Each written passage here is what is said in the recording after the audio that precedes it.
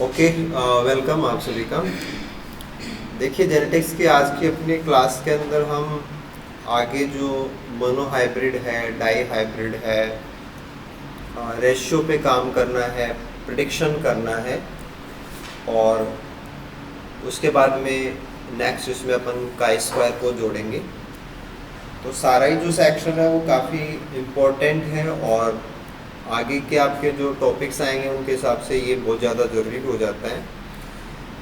देखो, सबसे पहले अपन बात करते हैं मोनो हाइब्रिड क्रॉस की। तो मोनो का मतलब वन होता है। तो इस प्रकार के क्रॉस के अंदर हम केवल एक लोकस को कंसिडर करेंगे। जैसे कि आप एक एग्जांपल ले लो, आप रेड फ्लावर कोई प्लांट है, उसको आप वाइट फ्लावर से क्रॉस कराओ। देखो, जब आप mono hybrid, di hybrid, tri hybrid, है ना, ऐसा कोई भी केस सॉल्व करते हो या इनको समझना होता है ना, तो जो हम पेरेंट्स लेते हैं, ये पेरेंट्स हमें लेने होते हैं होमोजाइगस। और अपनी सहूलियत के लिए, जैसे कई बार क्वेश्चन में भी क्या होता है कि केवल लैंग्वेज लिखी हुई आएगी, तो आप अपनी सहूलियत से कोई भी सिंबल काम में ले सकते हैं। सिंबल का कोई रूल नहीं होता है ना। आप कैपिटल ए से भी रेड को बोल सकते हो, कैपिटल आर से भी बोल सकते हो, आपको अप्लाई उसी हिसाब से करना पड़ता है ना। तो बेटर है कि आप मिलता जुलता सिंबल लीजिए ना, कैपिटल आर एंड वाइट के लिए स्मॉल आर। जब हम ऐसे पेरेंट लेते हैं जो कि होमोजाइगस हैं, तो इनको अपन प्योर लाइन भी बोलते हैं।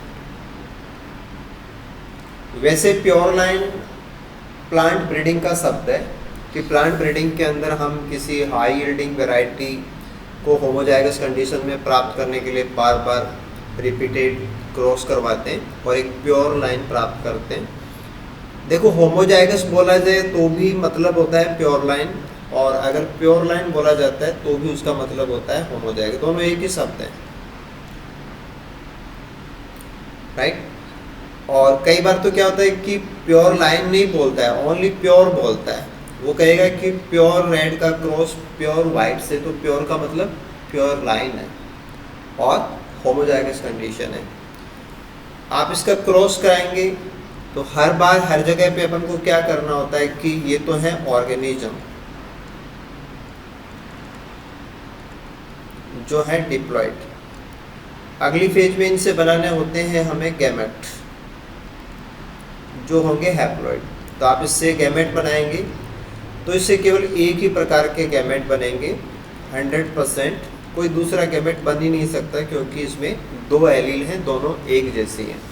सिंपली सेकंड पेरेंट में एक ही एलील है और इससे 100% आपको यही एलील मिलेगी। अब आप नेक्स्ट जनरेशन में जाएंगे, F1 जनरेशन आ जाएगी, अगली पीढ़ी F1 के अंदर दोनों पेरेंट्स से कंट्रीब्यूशन लेना होता है, यानी कि आप इधर से भी लेंगे और इधर से भी लेंगे। तो जो जीनोटाइप बनकर के आएगा दैट विल बी, एक पेरेंट देगा कैपिटल आर, दूसरा पेरेंट देगा स्मॉल आर। ये तो हो गया जीनोटाइप। अगर आप इसके जीनोटाइप को देख करके बोलना चाहते हो तो ये है हेटेरोजाइगस। वैसे आप इसको पेरेंट्स के कंपैरिजन के अंदर की, जैसे रेड प्योर रेड था, प्योर वाइट था, लेकिन ये उनके कंपैरिजन के अंदर हाइब्रिड है। एक वर्ड आता है प्लांट ब्रीडिंग के अंदर, और आप इसको इवोल्यूशन के अंदर भी ले सकते हो, वहाँ भी काम आ जाता है। वो आता है हाइब्रिड विगर। हाइब्रिड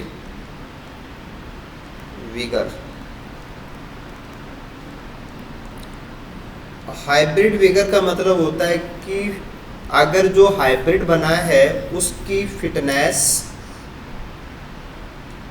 पेरेंट से ज़्यादा हो, यानी कि सरवाइव करने को लेके, ग्रोथ को लेके, रिप्रोड्यूस को लेकर के पेरेंट जितने सक्सेसफुल हैं उससे ज़्यादा सक्सेसफुल अगर उनका प्रोजेनी मेंबर जो कि हाइब्रिड है अगर वो हो, तो ऐसे फिनोमेना को हम बोलते हैं हाइब्रिड विगर। विगर का मतलब पोटेंशियल होता है, यानी कि F1 इज मोर पोटेंशियल है उसके पास इन कंपैरिजन टू देयर। हालांकि कॉन्सेप्ट ये कहती है कि जो होमोजाइगस हो वो ज़्यादा पावरफुल होने चाहिए, लेकिन अगर हेटेरो ज़्यादा पावरफुल है तो दैट इज़ हाइब्रिड विगर। देखो जब आप इवोल्यूशन में जाएंगे तो वहाँ पे एक चीज़ आती है कि कौन से एलील को सपोर्ट किया जाता है, कौन से को डिसपोर्ट किया जाता है। तो जब हम ये कहेंगे कि हाइब्रिड का पोटेंशियल पेरेंट से ज़्यादा है, तो अपन ये कह रहे हैं कि हाइब्रिड आराम से सर्वाइव करेंगे, आराम से ग्रो करेंगे, आराम से उनके बीज बनेंगे, प्रोजेनी आएगी, तो वो ज़्यादा फैलेंगे। तो अगर कोई ऐसा ऑर्गेनिज्म ज़्यादा अपने आप को मेंटेन कर रहा है जिसमें दोनों एलील हैं, तो दोनों एलील पॉपुलेशन के अंदर पाए जाएंगे। जब आप हार्डी वीनर वगैरह के अंदर कोई कॉन्सेप्ट लगाते हैं तो वहाँ पे चीज़ें आएंगी। तो जब आप होमोजाइगस की फिटनेस ज़्यादा मानते हो तो कोई एक एलील सपोर्ट हो जाती है, और जब आप हेटेरोजाइगस की फिटनेस ज़्यादा मानते हो तो दोनों एलील है वो सपोर्ट हो जाती है। जब आप ये कहते हो कि एक एलील सपोर्ट हो रही है, इसका मतलब आप ये कह रहे हैं कि दूसरी एलील है वो धीरे धीरे हट जाएगी। और जब आप ये कहते हैं कि दोनों एलील सपोर्ट हो रहे हैं, इसका मतलब आप ये भी कह सकते हैं कि दोनों एलील पॉपुलेशन के अंदर मेंटेन रहेंगी। तो अगर हाइब्रिड विगर है तो both allele will be supported in the population, तो there will be a equilibrium. But अपन को जेनेटिक्स के हिसाब से बात करनी है। ये एक हाइब्रिड है, इसका जीनोटाइप आप हेटेरोजाइगस ले सकते हैं, राइट। अगर आप इसका फिनोटाइप होना चाहें तो इसका फिनोटाइप क्या आएगा, ये डिपेंड करता है कि आपने जो एलील लिए हैं उन एलील का आपस में रिलेशन क्या है ना। फिनोटाइप का बेस क्या है समझना इस चीज़ को, वो है एलील आपस में कैसा रिश्ता रखती हैं। अगर आप ये कहें कि capital R is dominant over small r, तो आप इसका फिनोटाइप बताएंगे रेड। अगर आपने यही केस मिराबिलस जलापा का ले लिया होता तो आप वहाँ पे क्या कहते कि capital R and small r both are equally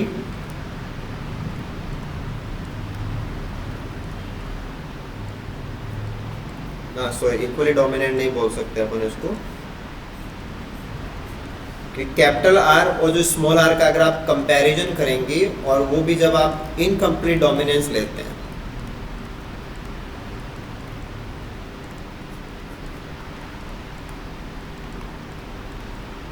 तो वहां पे ये मैटर आ जाएगा पिंक। तो आप देख सकते हैं कि जीनोटाइप तो सेम ही है, लेकिन आपको फिनोटाइप 2 बताने पड़ सकते हैं। ऐसा कब होगा?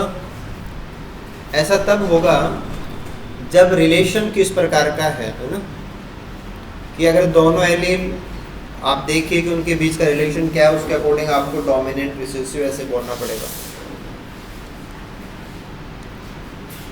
तो ये तो हुआ हमारे पास F1 का मैटर, कि हमने F1 ले लिया एंड दिस इज हेटेरोजाइगस। अगर सिंपल मेंडलिज्म के हिसाब से आप इसको सॉल्व करते हैं ना, तो आपको यहाँ पे कैपिटल R को लेना होता है डोमिनेंट एलील, और स्मॉल r को लेना होता है रिसेसिव एलील। देखो लास्ट कॉन्सेप्ट के अकॉर्डिंग ये है कि आप जिस F1 की बात कर रहे हो उसके अंदर दोनों एलील पाई जा रही है, लेकिन एक्सप्रेस केवल एक होती है, एक्सप्रेस ओनली वन एलील। और जो एक्सप्रेस होती है उसी को आप डोमिनेंट बोलेंगे, जो एक्सप्रेस नहीं होती उसको आप डोमिनेंट नहीं बोल सकते। अब जब आपको इससे नेक्स्ट जनरेशन लेनी होती है तो आप जाएंगे F2 पे। F2 पे आपको क्रॉस कराना होता है F1 इंटू F1, ठीक है। अब देखो यहाँ से फिर आपका जो सारा प्रैक्टिस है वो स्टार्ट होता है कि आप आगे के जो काम है वो कैसे करेंगे, टाइम कंज्यूमिंग होंगे या टाइम को आप बचाएंगे, वो बहुत बड़ा इंपॉर्टेंट पार्ट होता है, राइट। पहली बात तो ये आती है कि हाउ मैनी जीनोटाइप्स, कि आपके अकॉर्डिंग जीनोटाइप क्या क्या मिल सकते हैं। तो इसका जो आंसर है, इसका आंसर कहाँ से दिया जाएगा? इसका आंसर देने का एक तरीका है कि अगर आपके पास एक जीन है और अगर उसके 2 एलील हैं तो जो पॉसिबल जीनोटाइप होते हैं दे विल बी 3। तो आप कहाँ पे हैं उससे कोई फर्क नहीं पड़ेगा। आपकी कॉन्सेप्ट क्या है कि अगर आपने एक जीन लिया है और उसके 2 एलील आप मान रहे हो तो आपके पास 3 ही कॉम्बिनेशन हो सकते हैं कि या दोनों डोमिनेंट ले लो, या एक डोमिनेंट एक रिसेसिव ले लो, या दोनों रिसेसिव ले लो। There are only 3 combinations possible,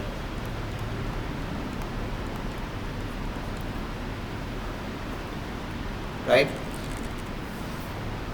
possible का मतलब ये है कि कैपिटल आर भी पॉसिबल है, ये भी पॉसिबल है, तीनों ही पॉसिबल हैं। लेकिन क्या ये इक्वली पॉसिबल हैं कि आप कहें कि अगली पीढ़ी के अंदर ये सारे हमें बराबर बराबर मिलेंगे, ऐसा है क्या?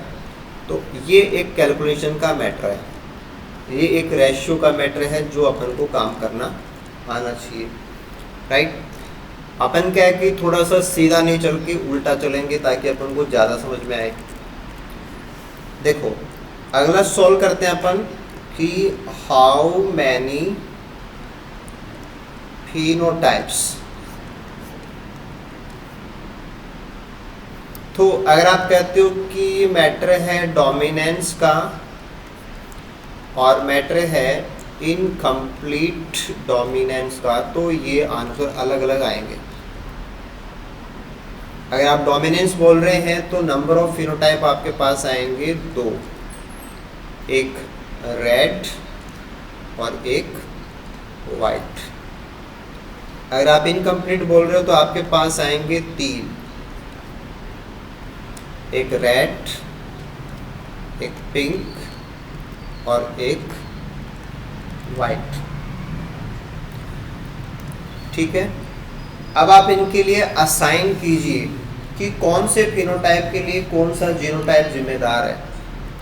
तो रेड, अगर रेड का मामला हो और अगर डोमिनेंस का इश्यू हो तो रेड कलर आने के लिए जो जीनोटाइप है वो ये होगा कि ओनली 1 कैपिटल आर होना चाहिए, दूसरा कुछ भी हो सकता है। जब आप डैश लगाते हो तो डैश का मतलब है एनी एलिमेंट, यानी कि आप ये कह रहे हैं कि कैपिटल आर आए या ये आए, दोनों का मतलब रेड निकलेगा। Yes, you are right. White का मतलब क्या निकलता है? डोमिनेंस के according both should be small r small r. अगर आप इनकम्प्लीट में जाएंगे तो यहाँ पे रेड का मतलब निकलता है capital R capital R. Pink का मतलब निकलेगा कैपिटल आर के साथ में एक स्मॉल आर होना चाहिए, और वाइट का मतलब है स्मॉल आर स्मॉल आर।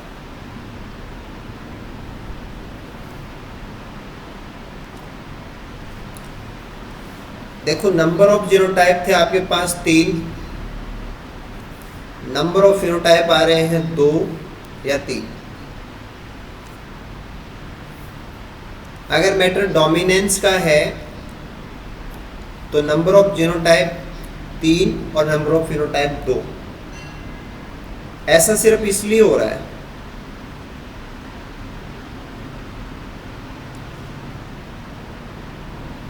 और इधर आप देखेंगे तो जितने जीनोटाइप उतने ही फिनोटाइप, है ना। ये है ईच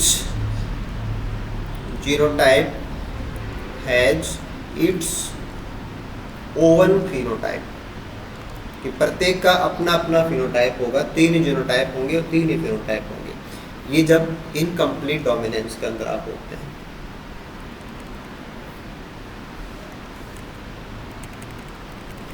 ठीक है, आप एक एग्जाम्पल लीजिए। और यहाँ पे आप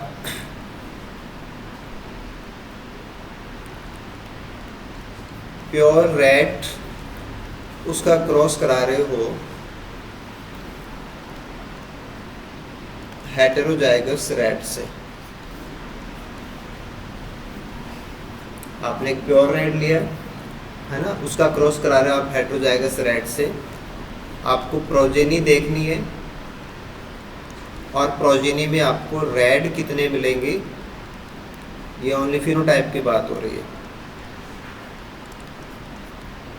तो प्रोजेनी के अंदर रेड फिनोटाइप वाले कितने मिलेंगे, इसका आंसर दीजिए, है ना। आपसे क्वेश्चन कराया गया कि प्योर रेड का क्रॉस कराइए एक हेटेरोजाइगस रेड से, इसके आगे पीछे कुछ भी नहीं बोला गया। तो एक तो आप इसको मानेंगे कि ये मैटर है वो डोमिनेंस के हिसाब से सॉल्व करना है ना, जो ऑटोमेटिक आपको अप्लाई करना है ना, दिमाग के अंदर डोमिनेंस रखते हुए सॉल्व होगा। अब आंसर ये आया था कि सारे ही रेड हैं, तो आप सारे रेड क्यों बोल रहे हो, कागज पे करके देख रहे हो वो मत बताना, लॉजिकली बताओ कि सारे रेड जो आए ना वो किसकी वजह से आ रहे, कारण क्या उसका है, किसका मामला है। मुझे तो नहीं सुन रहा, जोर से बोलो। बैक क्रॉस कोई मतलब नहीं है ना भाई। आप ऐसे है कि आपका बल्ब जल रहा है लेकिन कैपिटल आर डोमिनेंट है, कैपिटल आर डोमिनेंट है, ये भी कोई आंसर नहीं है। लेकिन आप एक लंबा सारा तार फालतू में लगा रहे हो, कितना खर्चा लग रहा है। आजकल तो बल्ब ऐसे सेंसर से जलते हैं, हाथ करते ही बंद हो जाते हैं इसे, तो आप इतना क्यों कर रहे हो। यही चीज़ है, अगर आप इस जीरो लेवल के क्वेश्चन में उसको नहीं देख पा रहे तो बड़े क्वेश्चन में तो दिखने का सवाल ही नहीं है। आप फंस जाओगे, आपको दिखेगा ही नहीं कि क्या पूछ रहा है, कहाँ पे है, आप पकड़ ही नहीं सकते।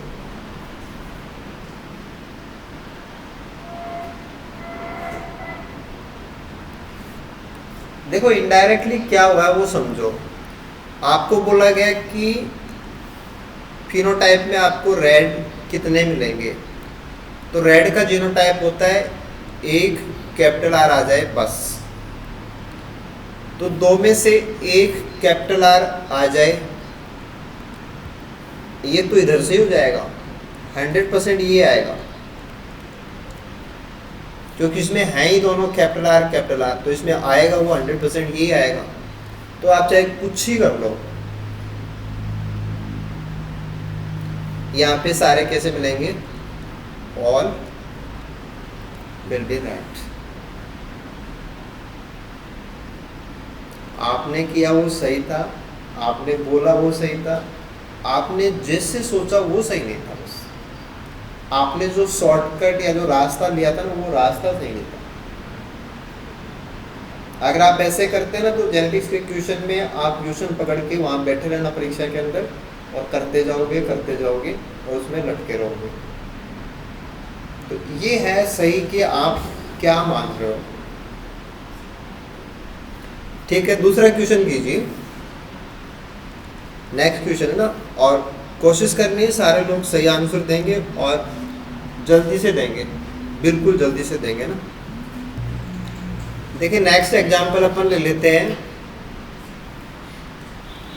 बिल्कुल से सिंपल रखते हैं ना, प्योर रेड का क्रॉस करा दीजिए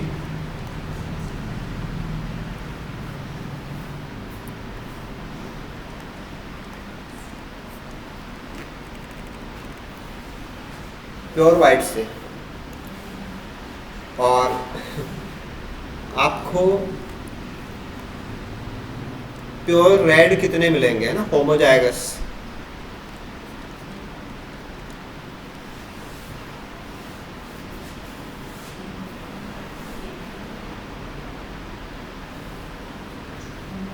मेरी तो आदत है हंसने की, है ना, उस पर बन जाओ आप अपना काम करो, है भाई प्योर रेड का क्रॉस प्योर वाइट से करा रहे हो तो प्योर रेड कितने मिलेंगे? ये मिलेंगे सर। कुछ भी नहीं आएगा, आपका हाथ खाली रहेगा भाई, कुछ नहीं, नो। कारण क्या है? कारण ये कि आप कुछ भी कर लो, इधर से एक छोटा आर ही लेना पड़ेगा आपको, है ना? तो ये प्योर होने नहीं देगा। हाँ, रेड आपको मिल सकते हैं। तो अपन ये चाहते हैं कि लॉजिकली हम जो पॉइंट है बस हमें वो ही दिखे, है ना? जैसे आप फोटो लेते हैं तो आजकल ब्लर कर देते हैं बैकग्राउंड को, तो आप जिसको चाहते हैं ना वही, आजकल तो एआई वाले फोन आते हैं उसमें अंगुली लगाओ और वो ब्लर कर देता है। तो अपना दिमाग भी ऐसे जो है बस वही दिखना चाहिए इसमें, और वरना सब दिखता है इसके अंदर, कैपिटल आर स्मॉल आर, पता नहीं क्या क्या, उसमें उलझ जाओगे आप।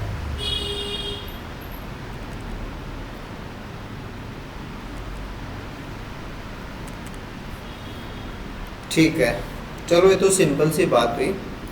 इसके बाद में अपन नेक्स्ट आगे बढ़ते हैं, और अब अपन थोड़ा सा इसको बढ़ा लेते हैं, और ये है अपना डाई हाइब्रिड क्रॉस। यानी कि आपको 2 लोकस लेने हैं इस बार,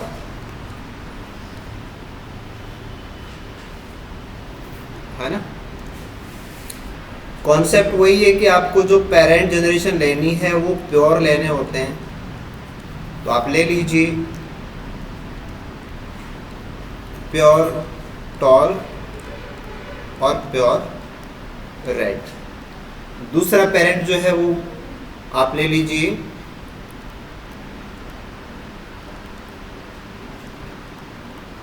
प्योर डार्क और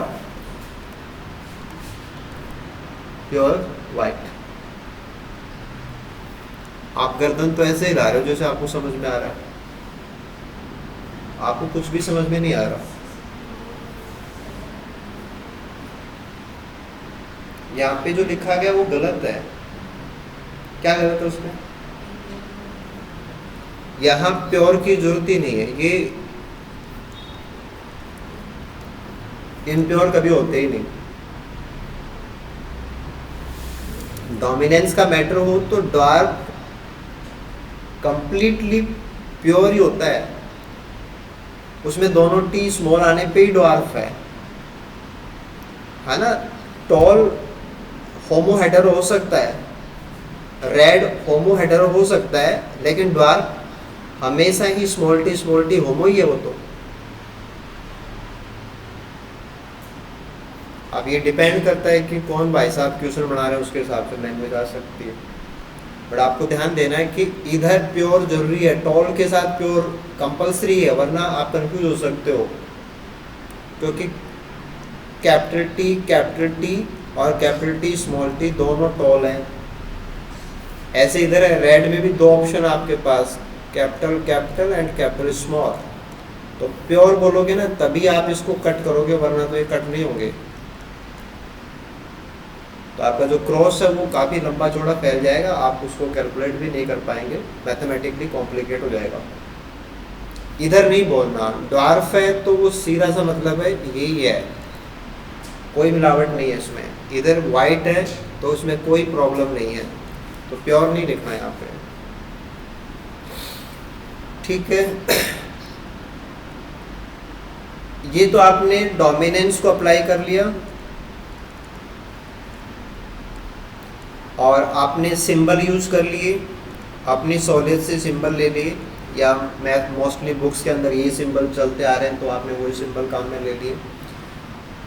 अब मतलब आता है अगला कि इनको प्रेजेंट करना, यानी कि इनको लिखने का तरीका। तो इनके लिखने के कई तरीके हैं। आप लिख देते हैं कैपिटल टी कैपिटल आर, ये तरीका भी सही है। इधर लिख देते हो स्मॉल टी स्मॉल आर, ये तरीका सही है। दूसरा तरीका क्या हो सकता है, हम इसको लिख दें ऐसे कैपिटल टी कैपिटल आर, ये सही है। ऐसे इसको लिख सकते हैं स्मॉल टी, स्मॉल आर, तो ये सही है। अगर आपने इसकी जगह पे ऐसा लिख दिया कैपिटल टी, कैपिटल आर, ये गलत है।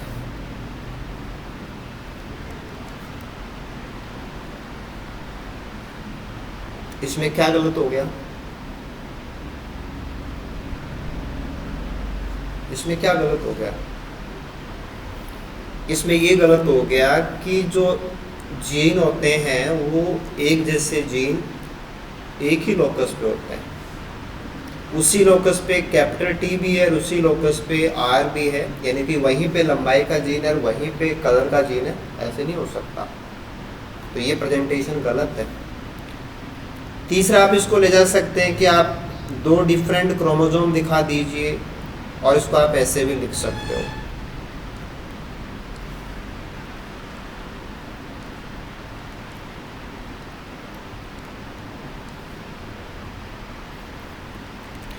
स्टार्टिंग में जब आपको ये सारा सीखना होता है तो ये तरीका सबसे ज़्यादा बढ़िया है, ताकि आप आगे जाके गैमेट बनाएंगे, क्रॉसओवर कराएंगे तो आपको समझ में आता रहेगा।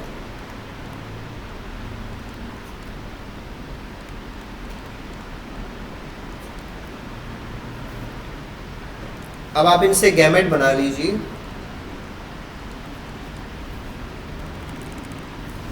तो देखो इसमें आपने आधा जो लिखा है वो एक गैमेट है और इधर का कोई सा भी आधा ले लो वो एक गैमेट है। तो इसमें ये पहला गैमेट है, ये दूसरा गैमेट है और ऐसे इसके अंदर पहला गैमेट और दूसरा गैमेट। ये अलग बात है कि दोनों सेम है, तो आप कितने भी गैमेट इससे बना लीजिए सारे वही मिलेंगे, कैपिटल टी, कैपिटल आर। इधर आप ले लीजिए small t, small r. 100% gametes ये बनेंगे।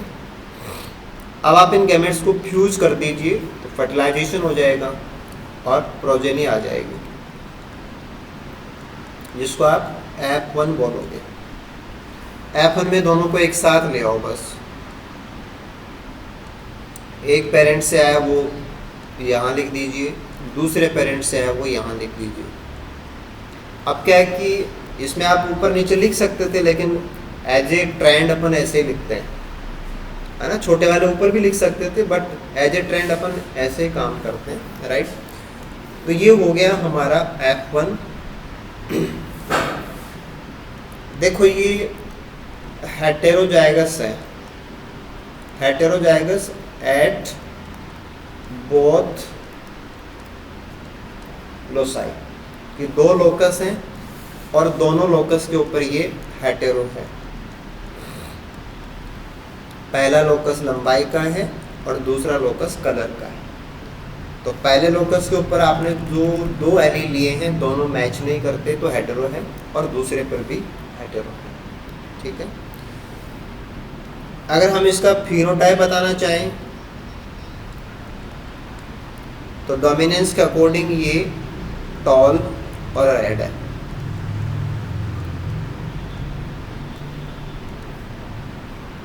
और मेंडल को जो लगा था वो यहाँ पे भी आपको मिल जाएगा कि पेरेंट्स में जो करैक्टर थे उनमें से आधे करैक्टर ही आपको F1 में मिलते हैं, आधे F1 में नहीं दिखते।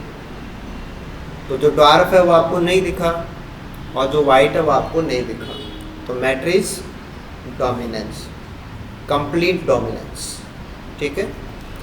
ओके, यहाँ तक तो एकदम से सिंपल सा मैटर है। अब आप लेकर के जाएंगे F2 में, जहाँ पे आपको F1 से F1 का क्रॉस कराना है। तो इससे पहले आप ये समझ लीजिए कि F1 से गैमेट कैसे बनेंगे, क्योंकि दोनों F1 सेम है तो गैमेट बनाना आप सीख लीजिए। F1 का जीनोटाइप है this one, capital T, small t, capital R, small r। देखो ये डिप्लॉयड है, इसमें 2 क्रोमोसोम है, ये हेटेरोजाइगस है, अभी सारा हमने डिस्कस कर लिया। इससे गैमेट बनाने अपन को, गैमेट बनाने के तरीके क्या क्या हो सकते हैं? गैमेट बनाने के 2 तरीके होते हैं, विदाउट क्रॉसओवर और विथ क्रॉसओवर, कि क्रॉसओवर हो रहा है या नहीं हो रहा है। तो एक बार के लिए विदाउट क्रॉसओवर वाले गैमेट बनाते हैं, जिसमें क्रॉसओवर ना हो। तो उसमें आपका एक गैमेट ऊपर वाला ले लीजिए, कैपिटल टी कैपिटल आर, दूसरा गैमेट होगा स्मॉल टी स्मॉल आर। अगर क्रॉसओवर नहीं हुआ तो, अगर आपने क्रॉसओवर कराया तो क्या हो जाएगा? With cross over.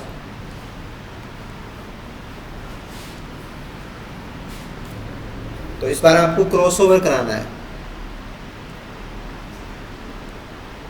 यानी कि कैपिटल टी के साथ स्मॉल आर आएगा, तो कैपिटल टी के साथ स्मॉल आर को लेके जाइए,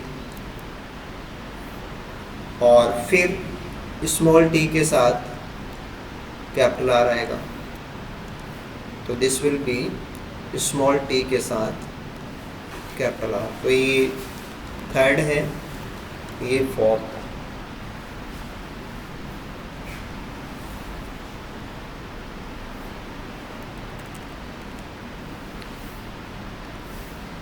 अभी यहाँ पे बहुत बड़ा सारा इश्यू है जो आपको समझना है, राइट? कुछ चीज़ों के मुझे आंसर दीजिए। पहला क्वेश्चन कि विदाउट क्रॉसओवर और विथ क्रॉसओवर जब आप गैमेट बनाएंगे तो दोनों होंगे या कोई एक होगा?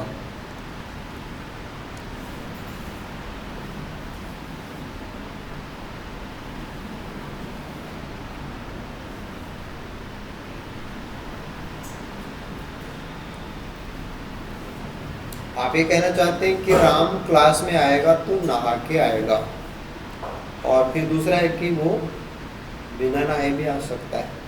तो एक बार में वो नहा के आएगा या बिना नहा के आएगा?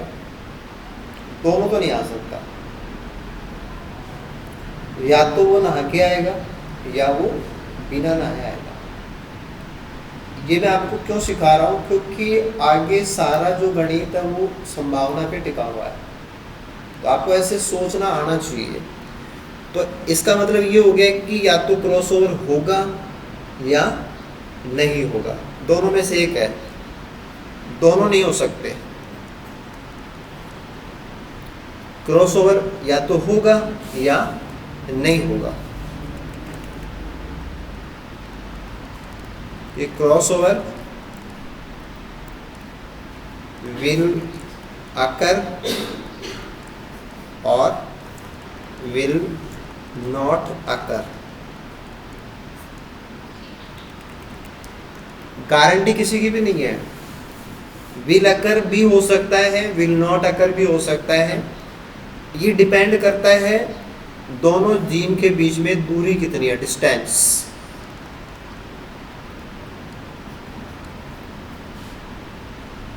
अगर डिस्टेंस है, पर्याप्त है, तो पर्याप्त क्रॉसओवर होगा।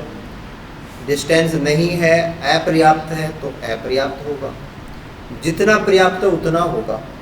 100% पर्याप्त है तो 100% होगा, 20% पर्याप्त है तो 20% ही होगा, ऐसा। तो कितनी दूरी है उससे हिसाब से होगा, राइट? तो हो सकता है और नहीं हो सकता, दोनों चीज़ें एक साथ नहीं हो सकती। आप सिक्का उछाल रहे हो, आप कह रहे हो कि हेड भी आ सकता है, टेल भी आ सकता है, नहीं, दोनों में से एक आएगा। हाँ, आप सिक्के को 10 बार उछालो तो ऐसा नहीं है, तो आपका 5 बार हेड भी आ सकता है, 5 बार टेल भी आ सकता है, लेकिन एक बार उछालो तो या तो हेड ही आएगा या टेल ही आएगा। तो अगर आपने केवल एक ही ऐसा क्रॉस लिया या आप ऐसे एक ही प्रोसेस को जा रहे हो, तब तो इसमें या तो होगा या नहीं होगा। अगर आपने ऐसे 10 ऑर्गेनिज्म से गैमेट बनाने की बात की है तो हो सकता है किन्हीं में हो रहा है, किन्हीं में नहीं हो रहा, लेकिन वो भी डिस्टेंस के ऊपर डिपेंड करता है। तो संभावनाएं दोनों की है और संभावनाएं बराबर है। 0.5 प्रोबेबिलिटी इसकी भी है और 0.5 प्रोबेबिलिटी इसकी भी है। हाँ, लेकिन एक्चुअल में ये तो संभावना है, एक्सपेक्टेशन है ये।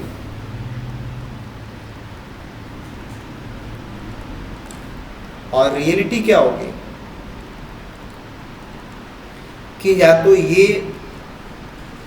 1 होगा या ये 1 होगा। अगर आप क्रॉसिंग ओवर को कराएंगे तो इधर ये 0 होगा। अगर आप क्रॉसिंग ओवर को नहीं कराएंगे तो क्रॉसिंग ओवर 1 होगा, तो वो 0 होगा। तो दोनों में से एक होगा, राइट। एक तो आप ये कहते हैं कि हमने जीनोटाइप ले लिया, इसमें क्रॉस ओवर हो सकता है, क्रॉस ओवर नहीं हो सकता है। तो ये बात समझिए, क्रॉस ओवर होता है तो क्या हो जाएगा, नहीं होता है तो क्या होगा। आपने कहा कि 2 गैमेट तो ऐसे हैं जो बिना क्रॉस ओवर बनते हैं। जो बिना क्रॉस ओवर बनते हैं उनको बोलते हैं पेरेंट जैसे, यानी कि पेरेंटल। तो ये तो है पेरेंटल।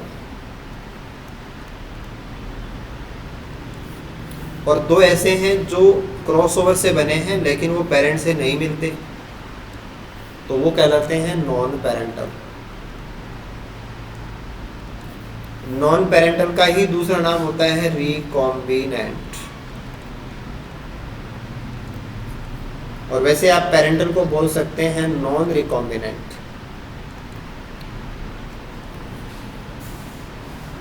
है ना, उल्टे का उल्टा सीधा होता है।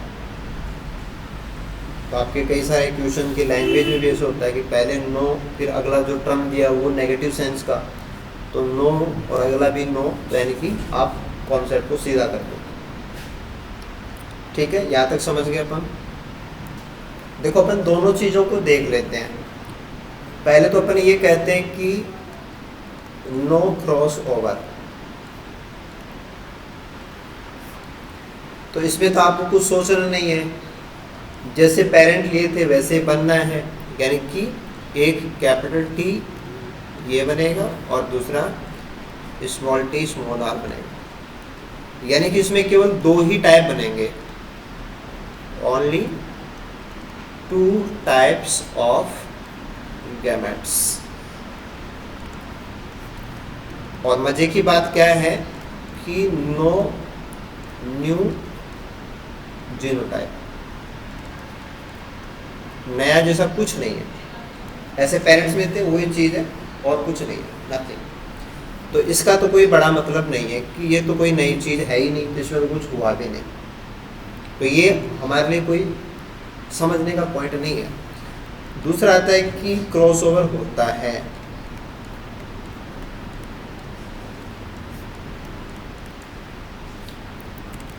अब देखो यहाँ से एक्स्ट्रा पॉइंट जुड़ेगा, वो ये है कि पहले आप ये कंफर्म करो कि क्रॉसओवर कब होता है, जब आप मियोसिस करा रहे हो। मियोसिस की प्रोफेज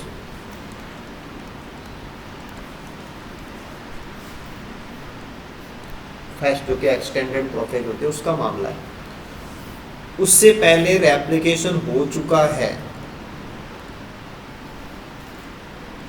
रेप्लिकेशन कंप्लीटेड। तो आप अभी जो डायग्राम लेके चल रहे थे, डायग्राम चेंज हो गया।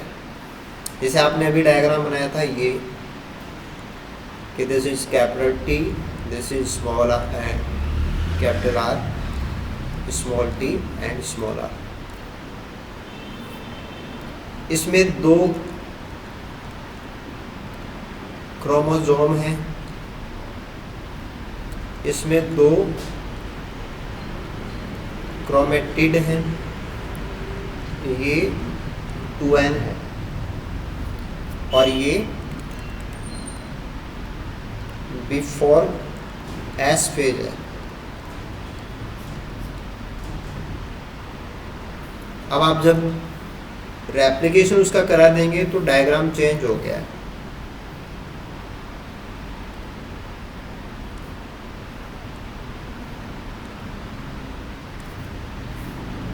कैपिटल टी से उसकी कॉपी बन गई, कैपिटल आर से उसकी कॉपी बन गई, स्मॉल टी से उसकी कॉपी बन गई, स्मॉल आर से इसकी कॉपी बन गई।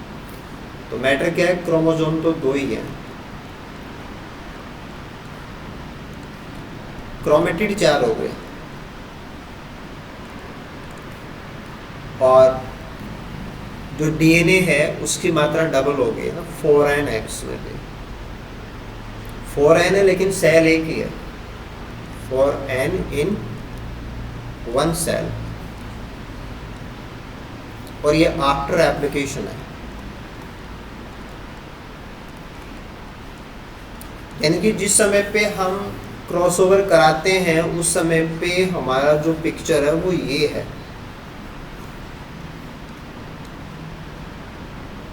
तो हमें इसमें क्रॉसओवर कराना है। अगर आपने गलती से यहाँ क्रॉसओवर कराने की कोशिश की तो आपको क्या मिलेगा, सोच के देखो। आपको मिलेगा कैपिटल टी के साथ स्मॉल आर और स्मॉल टी के साथ कैपिटल आर, यानी कि जो भी मिल रहा है वो 100% रिकॉम्बिनेंट है। पेरेंट्स से एक भी चीज़ मैच नहीं करेगा, तो पेरेंट्स से अलग ज़्यादा से ज़्यादा 50% ही बन सकता है। 50% तो पेरेंट जैसा होता है। तो ये कॉन्सेप्ट आपको मिसगाइड कर देगी। आप जो सोच रहे हैं, जो सोचना चाहते हैं वो आप सोच ही नहीं पाएंगे, कंफ्यूज हो जाएंगे, क्योंकि ये गलत किया आपने। तो आप डायग्राम को सही कर लीजिए, फिर आप इसको सॉल्व कीजिए। अब आप इसको सॉल्व कर लीजिए, अपन दोबारा से इसको बना लेते हैं।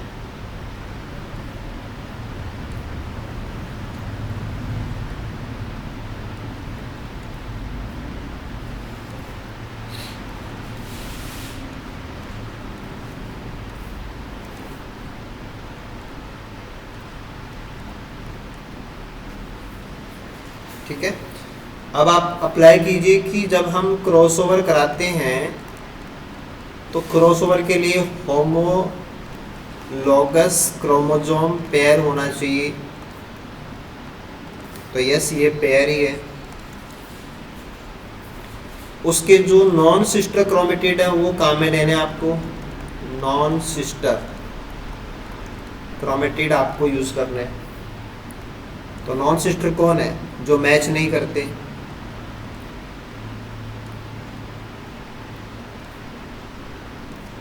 ये नॉन सिस्टर है, इनको नंबरिंग दे दो ना, 1 2, ये सिस्टर हैं, आपस में एक जैसे हैं। 3rd and 4th ये आपस में एक जैसे सिस्टर। तो आप लिख दीजिए यहाँ पे 1 and 2 सिस्टर, 3 and 4 सिस्टर, और 2 and 3 नॉन सिस्टर। तो क्या 1 and 4 भी नॉन सिस्टर है?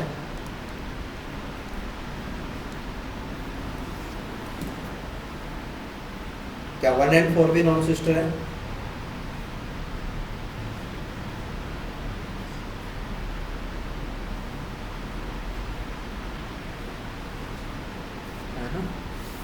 बात तो सही है, बोलता है करेक्ट। लेकिन अगर आप ऐसा कर देंगे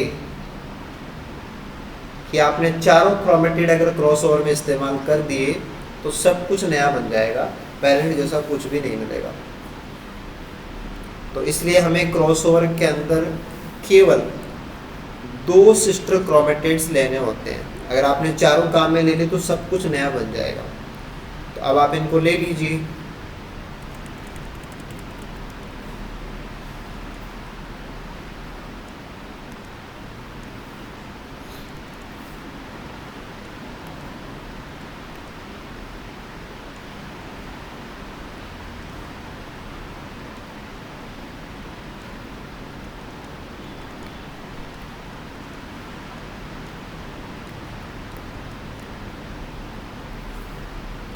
आपको क्रॉसओवर केवल यहाँ करवाना, देखो ये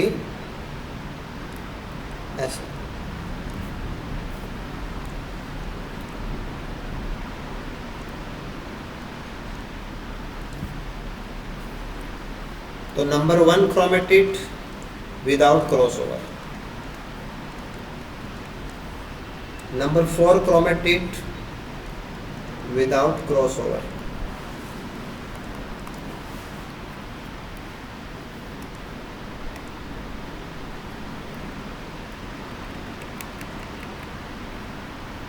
तो जब आप विदाउट में हैं तो इनके जीनोटाइप आएंगे कैपिटल टी कैपिटल आर, इसका आएगा स्मॉल टी स्मॉल आर, क्योंकि आपने कुछ कराया नहीं। थर्ड वाले में आपको सेकंड में भी कराना है तो आप करा दीजिए, कैपिटल टी के साथ स्मॉल आर लेना आपको, ये क्रॉसओवर वाले हैं। ऐसे स्मॉल टी के साथ कैपिटल आर आएगा, स्मॉल टी के साथ कैपिटल आर, ये क्रॉसओवर वाले हैं।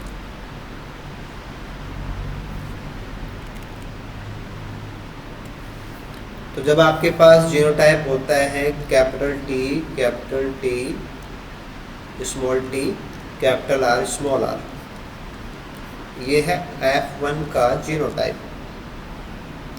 आप इससे गैमेट बनाते हैं तो क्या क्या बन सकता है, कैपिटल टी कैपिटल आर बन सकता है, स्मॉल टी कैपिटल आर बन सकता है,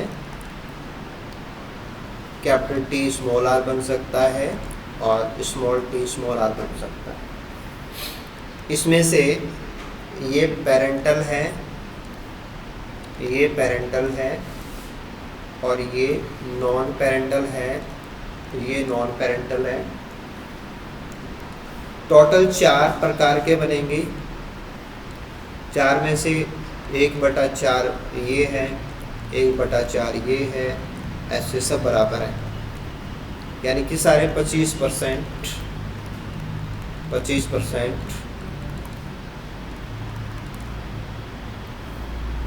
यानी कि अगर आप क्रॉसओवर कराते हैं तो नॉन पेरेंटल ज़्यादा से ज़्यादा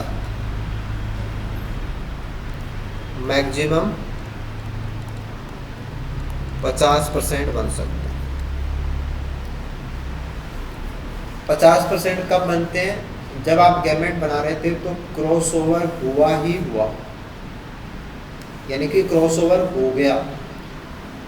क्रॉसओवर हो गया इसका मतलब आपने जो जीन लिए थे उनके बीच में पर्याप्त दूरी है, तो 50% नए बनने का मतलब हो गया जीन्स आर एनफ अपार्ट, ना जीन के बीच में पर्याप्त दूरी है। इसका मतलब क्या निकलता है, इसका मतलब निकलता है कि they are located on same chromosome with great distance, या इसका मतलब क्या निकलता है कि they are located on different chromosomes.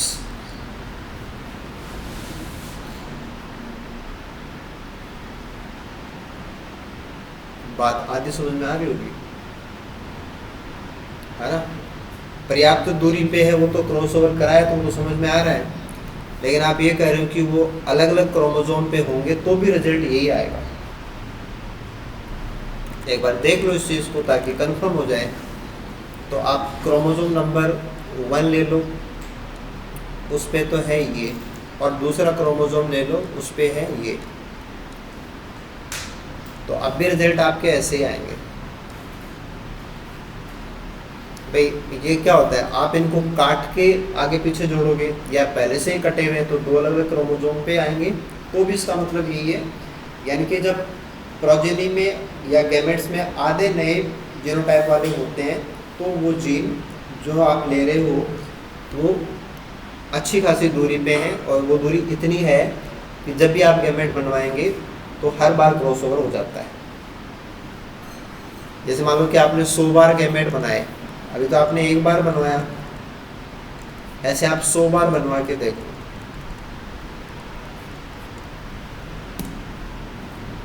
है ना, जैसे आप ये कह रहे हैं कि जैसे हवा में नमी खूब है, एक बार बादल आए बरस गए, अब अगली बार आए फिर बरस गए, हर बार बरस जाए, इसका मतलब नमी खूब होनी चाहिए।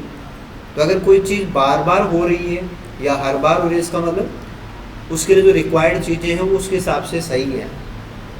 तो हर बार क्रॉसओवर हो जाता है तभी आपको हर बार प्रोजेनी 50% नहीं मिलेगी। तो न्यू प्रोजेनी मिल रही है, रिकॉम्बिनेंट गैमेट बन रहे हैं, इसका मतलब क्या है, जीन कंफर्म है कि दूरी के ऊपर लोकेटेड है, राइट। तो ये तो हुआ हमारा एक पेरेंट।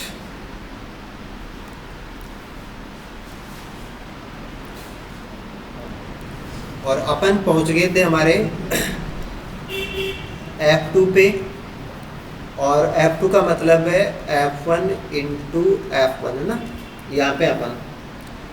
और इनके जीनोटाइप क्या हैं, इनको जीनोटाइप है आपके capital T small t capital R small r. दूसरे के क्या है, वही है।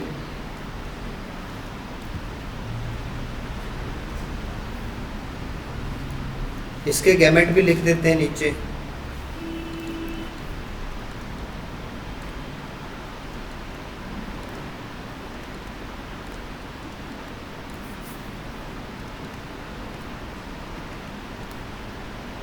ये क्या कि मैंने पेरेंट और नहीं मैच करने वाले अलग अलग लिख दिए इसे।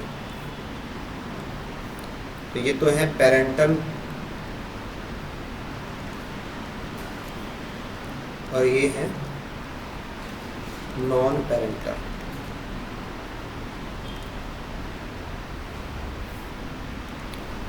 ठीक है, तो दो ऑर्गेनिज्म आपने लिए हैं, दोनों ही F1 के हैं, ये रहे, ये दोनों के गैमेट रहे। अब आप F2 को बना दीजिए, F2 की प्रोजेनी होगी ना, F2 की प्रोजेनी बनाइए। तो अपन क्या कहते हैं, अपन ये कहते हैं जैसे आप मोनोहाइब्रिड क्रॉस को देख के आओ तो उसमें क्या था, capital T small t capital T small T. तो हमारा कैपिटल टी किसी के साथ भी जा सकता है ना। ऐसे हमारे स्मॉल टी ये है, ये दोनों में से किसी के साथ में भी जा सकता है, फ्री है। तो वो चीज़ जो हम मोनो में लगा रहे थे वही आपको यहाँ लगानी है। तो यहाँ भी आप सेम अप्लाई कर दीजिए। इसका मतलब ये है कि आप एक बार के लिए इसको देखो तो ये कहाँ कहाँ ये फ्री है।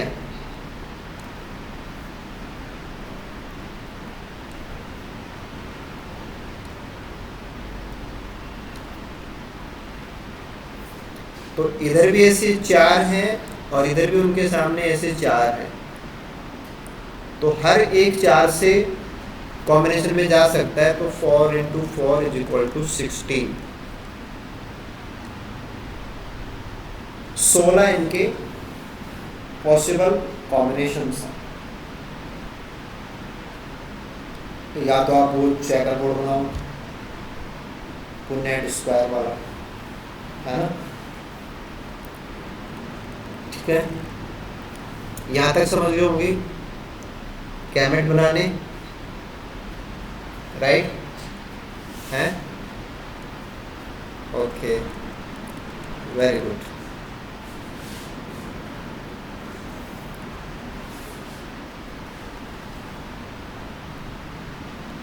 आपके जेनेटिक्स के सारे क्वेश्चन F2 लेवल के होते हैं।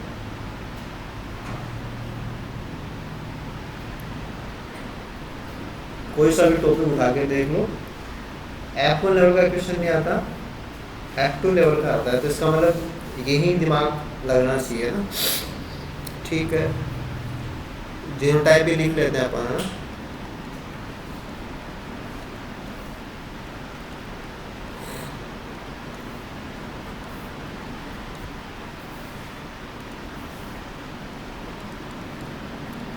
अब अपना क्वेश्चन सेशन स्टार्ट हो गया है।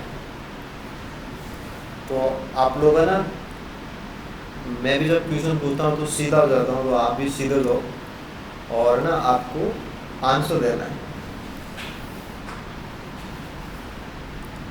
आपको मैंने पहले ही बता दिया कि जिस तरीके से आप लोग चलते हो उस तरीके से नहीं चलना है। Quick, fast, accurate.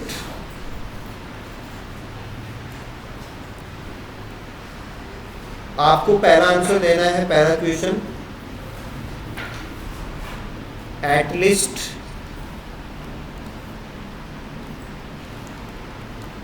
Tall plant कितने परसेंट होंगे। इनकी प्रोजेक्ट में जो भी मिनिमम में से कम लंबे तो हों ही, बाकी फूल का कोई मतलब नहीं है, रेड वाइट कुछ भी हो जाए। Relax, get relax. होता क्या है कि जैसे मान लो कि गलत रास्ते पे आप चले गए, आप फंस गए, तो वहाँ गाड़ी को क्यों जोर लगा रहे हो, निकल भी जाएगी तो आगे गलत ही जाएगी, गाड़ी बंद कर दो। आपको क्या पूछा गया उसको थोड़ा सा समझना। एटलीस्ट टॉल, एटलीस्ट टॉल का मतलब क्या है? इसका मतलब है कैपिटल टी बस एक आ जाए और कोई मतलब ही नहीं है। तो यहाँ पे कुछ भी आ जाए, एनी, तो कुछ भी आ जाए की संभावना कितनी होती है? 100%, यानी कि 1। और एक कैपिटल टी आ जाए इसकी संभावना कितनी होगी? वो आप यहां से देख लो बस, तो वो है 3/4। और फिर मल्टीप्लिकेशन रूल कि अगर दो चीज़ें हैं, दो संभावनाएं, तो उनको आप गुणा कर दो, तो 3/4 गुणा 1 = 3/4, यानी कि 75%। अब आप वैसे चेकर बोर्ड बनाओ 16 कॉलम का, वैसे आप उनके, तो एक सिंपल सा क्वेश्चन करके आपने देख लिया, तो आप आगे आ जाइए। इस बार मेरे को बताना है कि टॉल एंड वाइट का परसेंटेज क्या होगा। होमोजाइगस टॉल और होमोजाइगस रेड। देखो दोनों कैपिटल टी आए हैं, दोनों कैपिटल आर आए हैं। ये चेकर बोर्ड का पहला खाना होगा। और वैसे आप मैथमेटिकली लाएंगे तो 1/4 × 1/4 = 1/16।